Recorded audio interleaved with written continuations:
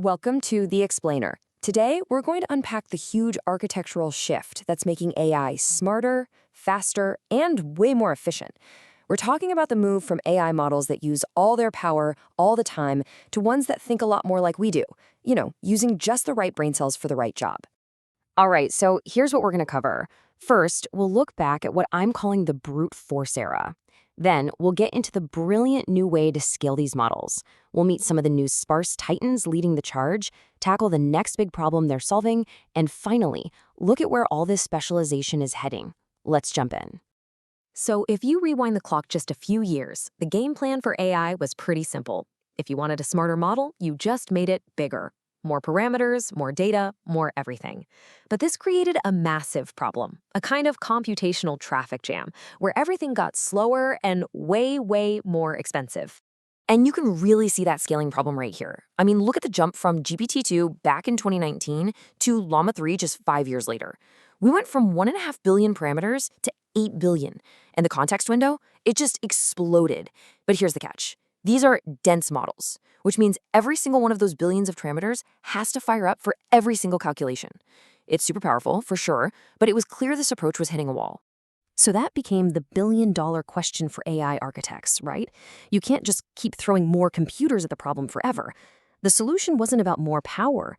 It required a total paradigm shift, a completely new way of thinking about how these models are built from the ground up. So what was the big idea? Well, it was actually pretty elegant. Instead of using the entire massive model all the time, what if you could just turn on the specific parts you need for any given task? This is the core concept behind what's called a mixture of experts, or MOE architecture. Okay, so think of a traditional dense model like a hotel, where for some reason every single staff member, I'm talking the chef, the plumber, the accountant, all of them tries to answer every single guest's question at the front desk all at the same time. It would be total chaos, right? Inefficient and a massive waste of everyone's energy. Now, a sparse MOE model is completely different. It's like a modern hotel with a really, really smart concierge. It gets that you don't need the entire staff for every little thing. You just need the right expert for the right job. And here's how that actually works. It's this beautiful two-step process. First, a piece of the model called a router, that's our concierge, analyzes the incoming request. Then, it intelligently sends that task to a small, hand-picked group of experts inside the model. And the key is, the rest of the model just stays dormant, which saves a phenomenal amount of computational power and time. Now, this isn't just some cool theory on a whiteboard. This MOE architecture is the engine behind some of the most powerful and advanced AI models in the world right now. The efficiency gains have unlocked a whole new level of capability that just wasn't possible before. This slide just lays it all out perfectly. On the left, you've got the dense Llama 3 model, where all 8 billion parameters are always on. Now look at the right, DeepSeek v3. It has a mind-boggling 671 billion total parameters, but look at that highlighted number. Only 37 billion are active at any one time.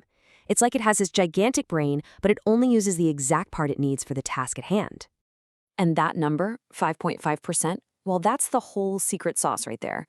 It means at any given moment, almost 95% of this enormous model is just sitting idle, saving power. It's like having a library with a million books. Instead of reading every single book for every question, the MOE model knows exactly which 5.5% to pull off the shelf to give you the perfect answer. And DeepSeek isn't some outlier. This is a full-blown trend. Just look at these other models. We're talking models with 400 billion, even a trillion total parameters.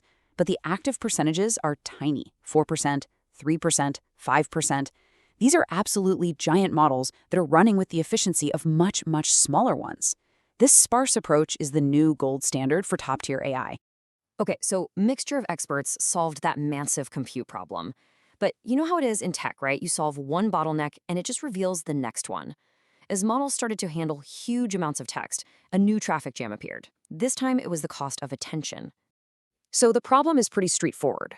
For an AI to really understand a long piece of text, it has to check how every single word relates to every other word. It's like being at a loud party and trying to listen to every single conversation at once. With 10 people, it's tough. With 1,000, it's basically impossible. For an AI, the number of those connections just explodes, and the computational cost goes through the roof. So to solve this, architects developed a whole new toolkit of clever shortcuts. For instance, some techniques compress the information first, kind of like making a summary before reading the whole book. Others, like sliding window attention, just have the model focus on smaller, nearby chunks of text instead of the entire document at once. These tricks are now being built right into the latest models to keep them blazing fast. So here is the really crucial point. The most advanced models out there are now layering these two efficiency tricks together. They use sparse MOE to pick the right experts, and then they use sparse attention to help those experts process long documents without getting bogged down. It's a combination that creates this doubly efficient architecture. So, we've really been on this incredible journey in AI architecture. Let's just pull it all together for a second and see where this is all heading. Because the pace of change is just, well, astonishing. I mean, it's kind of wild when you lay it out like this. In just a handful of years, we've gone from that brute force, all-at-once approach of the dense era to the clever specialization of the sparse MOE era. And now, we're literally entering the doubly sparse era, optimizing for both computation and attention. This whole trend toward hyperspecialization is just picking up speed. And this quote just nails it, doesn't it? It perfectly captures this core philosophical shift. It's not just about raw scale anymore. The name of the game is efficiency, intelligence, and specialization. It's about building smarter brains, not just bigger ones. And that really leaves us with this huge, fascinating question to think about. As these sparse architectures allow models to scale up to trillions of parameters without completely breaking the bank, what does that mean for their ultimate potential? We are stepping into a totally new era of AI capability, one built on the power of being smart and specialized. Thanks for watching.